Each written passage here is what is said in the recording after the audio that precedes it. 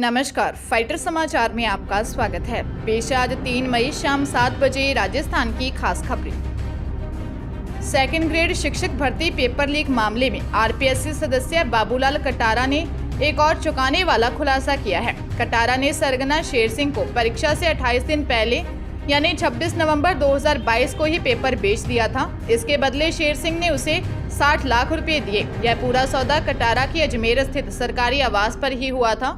इसके बाद कटारा के सहयोगी रंजीतपुरा चोमू जयपुर हाल सरकारी रेलवे क्वार्टर अजमेर निवासी परवीन कुमार सुतलिया ने अपनी कार से शेर सिंह को जयपुर में उसकी महिला मित्र अनीता मीना के मकान पर छोड़ा था। एसओजी एएसपी लाखन मीना ने बताया कि रिमांड खत्म होने पर कटारा व उसके ड्राइवर गोपाल सिंह को एडीजे 1 कोर्ट में पेश किया, जहां से उसे कोर्ट ने दोनों को जेल भेज दिया।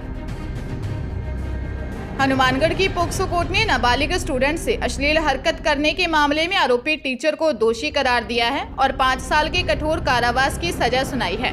लोक अभियोजक विनोद डूडी ने बताया कि 25 अगस्त 2019 को पीड़िता के मामा ने गोलूवाला थाना में दर्ज मामले में बताया कि उन्होंने उसकी नाबालिग भांजी गांव के निजी स्कूल में पढ़ती है। स्कूल में टीचर संदीप सिंह उसकी भांजी के साथ अश्लील हरकतें करता है और परेशान करता है।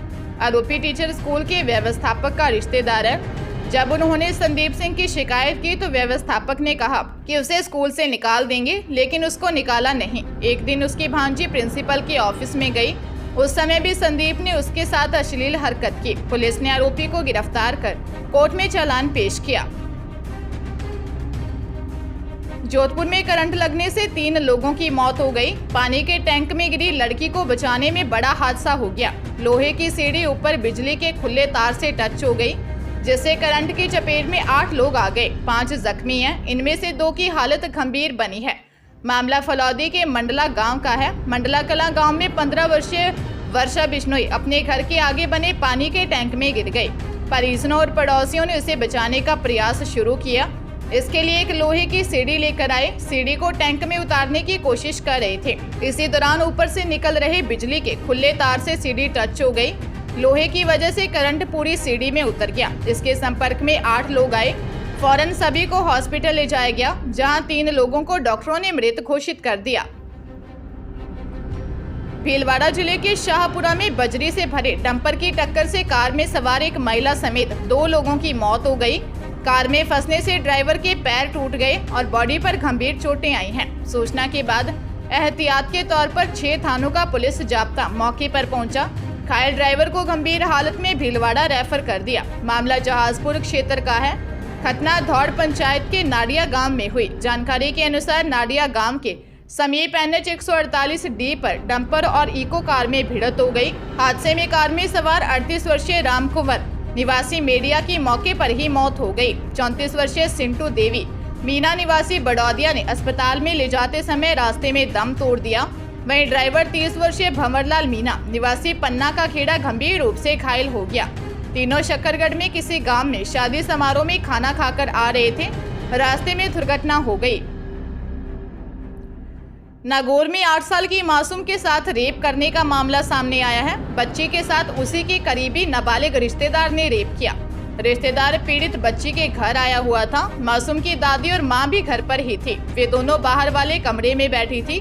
बच्ची, उसका 5 साल का भाई और नाबालिग रिश्तेदार घर के अंदर वाले कमरे में थे। दादी और माँ ने सोचा कि तीनों खेल रहे हैं। रिश्तेदार ने पहले बच्ची को मोबाइल में पॉर्न वीडियो दिखाया। इसके बाद छोटे भाई को कुछ रुपए देकर बाहर भेज दिया।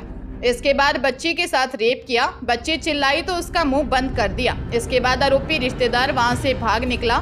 एसपी राममूर्ति जोशी ने मामले की गंभीरता को देखते हुए बच्ची का मेडिकल करवाया है। वहीं नाबालिग रिश्तेदार को डिटेन करने के लिए विशेष टीम लगाई, जिसने उसे दस्तयाब कर लिया।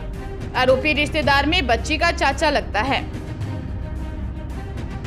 नागौर जिले के समीपवर्ती जरोड़ा गांव में एक दिव्यांग भाई की ओर से अपनी बहन के भरा गया करोड़ों का मायरा क्षेत्र में चर्चा का विषय रहा। भाई ने अपनी बहन को मायरे में नगद रुपए, सोने चांदी के आभूषण सहित बेशकीमती जमीन दी है। समाज सेवी हरीश छरंग ने बताया कि जरोड़ा निवासी पुनी मुंडेल की 3 बेटी व 2 बेटों का विवाह था। इस दौरान मामा निमड़ी निवासी लाखाराम बेरा ने अपनी इकलौती बहन के 4,71,000 रुपए नगद, 7 तोला सोने चांदी के आभूषण के साथ ट्यूबवेल समेत करीब 2.5 करोड़ रुपए की 52 बिग्गा जमीन मायरे में दी। एक दिव्यांग भाई की ओर से करोड़ों का मायरा भरने की ग्रामीणों ने काफी सराहना की। चित्तौड़गढ़ जिले में एक कार भदेसर क्षेत्र के आचलपुरा गांव से कुछ ही दूरी पर अनियंत्रित होकर एक खेत में कुएं में जा गिरी। यह गाड़ी चित्तौड़गढ़ से भदेसर की ओर जा रही थी। पास से ही निकल रहे पेट्रोल पंप संचालक ने कार को गिरते हुए देखा तो इसकी जानकारी तुरंत भदेसर पुलिस को दी। पुलिस टीम ने मशक्कत करने के बाद युवक सहित कार को बाहर निकाला। युवक कार में अकेला था और उसकी मौत हो गई। थानाधिकारी शंकरलाल राव ने बताया कि आचलपुरा गांव से कुछ ही दूरी पर विकट मोड़ पर एक गाड़ी बेकाबू हो गई। गाड़ी अनियंत्रित होकर पास के ही एक खेत का बाड़ तोड़ते हुए सड़क किनारे से 25 फीट दूर मुंडेर वाले कुएं में जा गिरी। हादसे में आचलपुरा निवासी देवीलाल गुर्जर की मौत हो गई। जानकारी में आया है कि मृतक देवीलाल गुर्जर अपने दोस्त कमल सिंह से गाड़ी मांगकर चित्तौड़गढ़ गया था।